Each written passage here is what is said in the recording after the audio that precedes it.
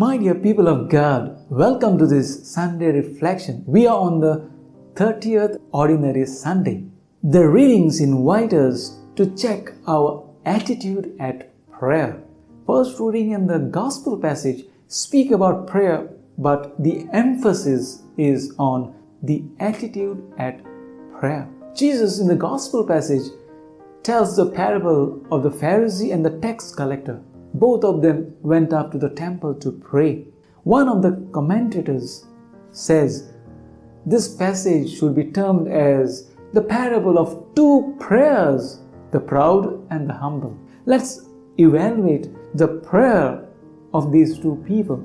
A Pharisee is supposed to be a knowledgeable person, understood to be as a righteous person and well versed in the law. On the other hand, a tax collector is always seen as a sinner, as a cheater, because he collected taxes for the Romans and in the office he cheated people. The Pharisee went right in front, or in today's terms we could say closer to the altar, and the tax collector perhaps in the last row of the benches.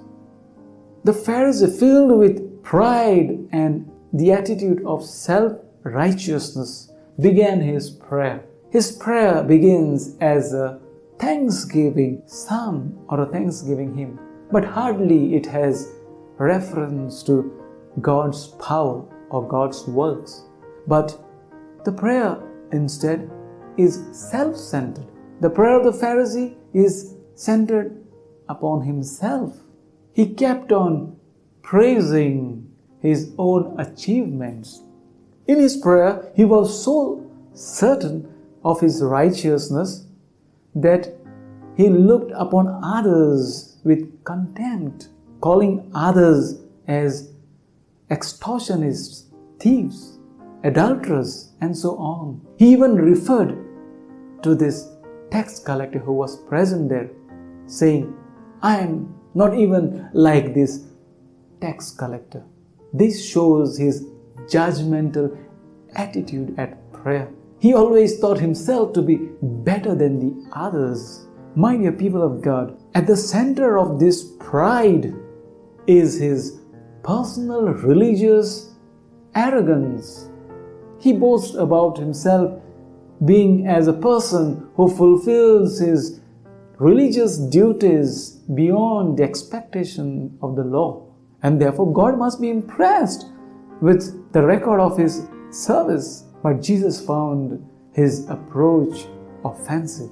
Let's now come to the prayer of the tax collector. The tax collector did not speak many words in his prayer, but he just said, "Lord, have mercy on me, a sinner."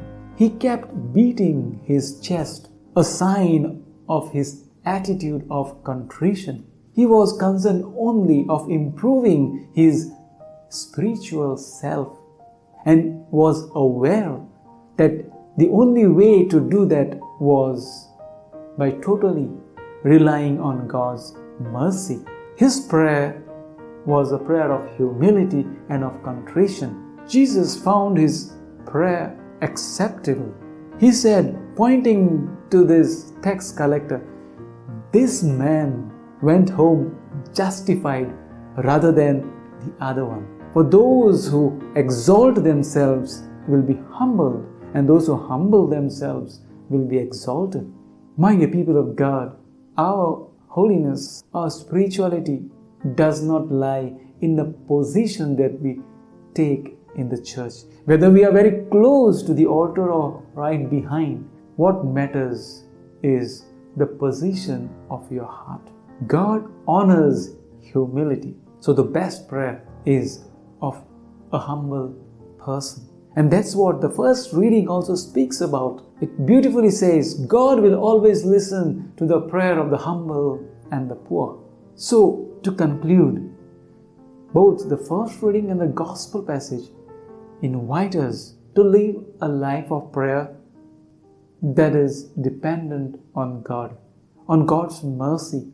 Let's pray for grace so that we may have a proper attitude at prayer, that when we come to the church, that we may come with a humble attitude to plead for God's mercy and also to praise and glorify God, to thank Him for all His blessings and not to impress others and to impress God, and that our life of prayer may match with our daily life. May God bless each one of you.